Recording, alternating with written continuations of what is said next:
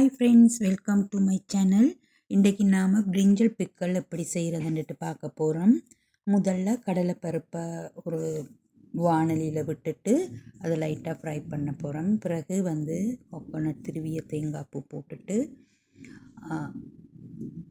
அதோடு சேர்த்துட்டு நாங்கள் சீரகம், மிளகு இதுகளை நல்லா கொஞ்சம் ஃப்ரை பண்ணிவிட்டு அதை வேறையாக ஒரு டிஷ்ஷில் எடுத்து வைக்கணும். பிகாஸ் இதில் நல்ல ஒரு அரோமா உண்டு வரும் இதில். அதுக்காக தான் இது செய்கிறது. இது ஒரு டேஸ்ட்டும் கொடுக்கும். என்னென்னா இதில் தேங்காய் துருவல் இருக்கிறபடியால் அந்த கடலைப்பருப்பு இதுகளெல்லாம் நல்ல ஒரு வாசனையை கொடுக்கும். பிறகு இதை நாங்கள் என்ன செய்யணுமெண்டா இந்த மாதிரி மிக்சியில் விட்டுட்டு நல்லா பவுடர் பண்ணி எடுத்துக்கொள்ளணும் இதை.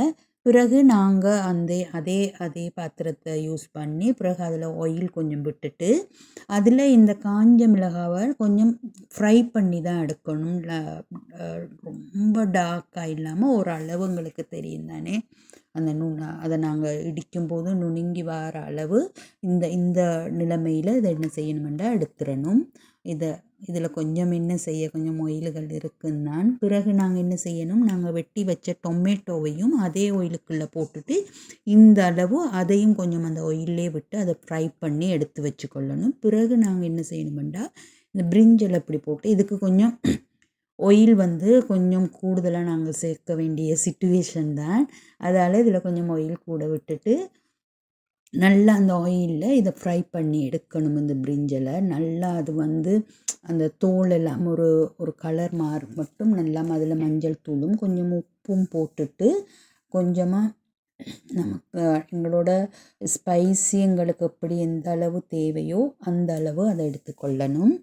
பிறகு நாங்கள் இந்த சால்ட் எல்லாம் தேவையான அளவுங்களுக்கு எவ்வளவு தேவையோ அந்த அளவு எடுத்து அதில் போட்டுட்டு இதை ஒருக்கா நல்லா அப்படி ஃப்ரை பண்ணணும். ஃப்ரை பண்ணிட்டா அது அந்த தோலுண்ட கலர் எல்லாம் மாறி வரும்.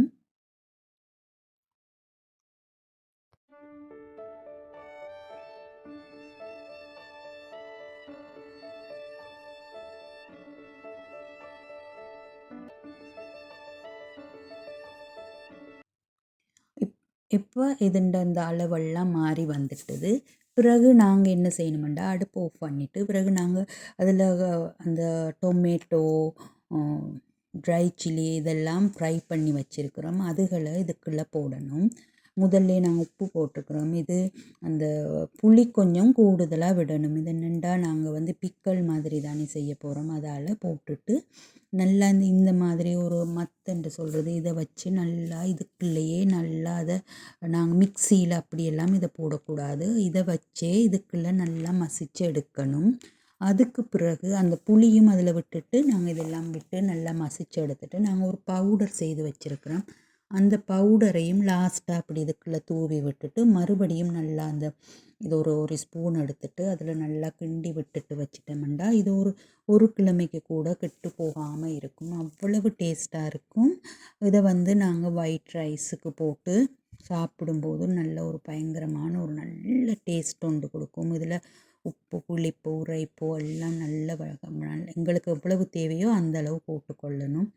இதை ஒருக்கா நீங்கள் செய்து வச்சிங்கன்னா ஒரு 1 வீக்குக்கு அப்படியே கெடாமல் இருக்கும். அதோட இந்த ஒயிட் ரைஸுக்கு இது ஒன்றே போதுமென்ற மாதிரி இருக்கும். நல்ல ஒரு டேஸ்டான ஒரு பிரிஞ்சல்